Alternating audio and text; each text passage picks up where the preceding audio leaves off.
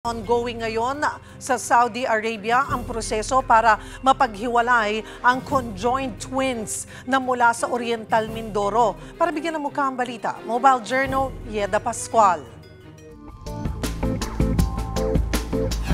Nasa Saudi na ang conjoined twins mula Oriental Mindoro at malapit na ang kanilang operasyon para sila ay paghiwalayin.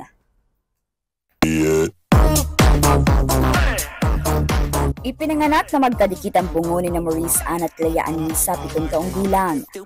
Ngayong taon, may isang kababayan sa Saudi na nagmagandang loob na tumulong para maoperahan ng libre ang kambal doon. May 17 po kami nakarating dito sa Saudi. Sponsor po ng King Salman and ng Crown Prince po dito sa Kingdom of Saudi Arabia.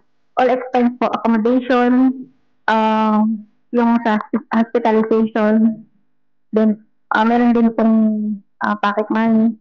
As in, wala po kami iintindihin na kahit ano. Libre po lahat. Ongoing na ang ilang mga procedures kina Maurice Ann at Leia Ann. Napanatag naman sila dahil sabi mismo ng mga doktor, hindi ganun kakomplikado ang case ng kambal. At after 3 months daw, mapaghihiwalay na sila.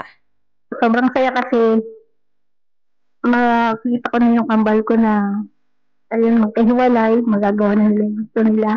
Makakapamuhay na sila ng normal, makakapag-aral na sila ng maayos. Kumbaga, hindi ko naiisipin na if ever man na alam mo yun, yung something happens sa aming mag-asawa. Kumbaga, alam na namin na na normal na sila. Kaya na nilang mabuhay. Yes po. 5 buwan na sila ngayon sa ospital at ito ang pagkasayaw ang libangan nila online. Bagamat magkasamang excitement at kaba pa rin daw ang nararamdaman ng pamilya. Na isama na kami sa inyong mga prayers na sana po maging successful po yung operation ng aming kambal. Walang kahit anong komplikasyon. Din po.